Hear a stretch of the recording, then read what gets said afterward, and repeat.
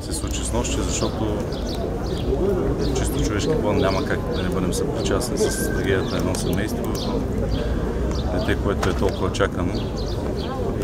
И каквото и да се каже в този момент, просто ще бъде малко. От страна на общината, разбира се, може да звучи някак закъсняло, но ние ще затворим улицата, така или иначе, за движение на автомобили. Тя не, че в момента не е затворена. Просто от години пешеходната зона е, знаете, всички знаят, че е недостъпна на движение на автомобили. Кметия, какъв е то призол тук да трепе децата, бе? Какво е това, бе? Какво е това тук, бе? Няма култура. Взимайте си багажа и всичко се заминавайте.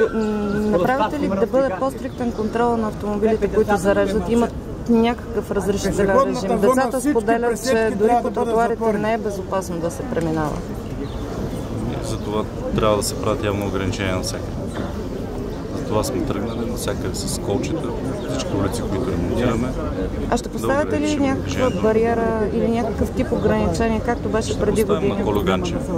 Можем да поставим кашпи, за да не затъртваме, защото разбираме емоцията на хората в момента. Тя е много голяма и всеки търси, разбира се, виновник. Но истината е, че просто нямат култура шофьорите. Всеки го изпитва на гърба си.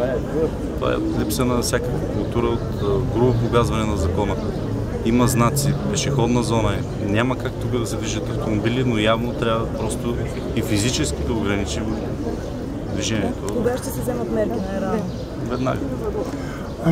Днеска на свободен бизнесмен ще му спестя името. Той каза, че в тази ситуация, в тази трагедия, вероятно общината ще тръгне към крути мерки на затваряне, което е още по-лошо. Поред него трябва да бъде отворен централния булевар, да се оформи пешеходна зона, която е естествено от Княз Борис, от градската градина до пазара. Той имаше такава идея, надявам се. Тази идея обсъжда ли се?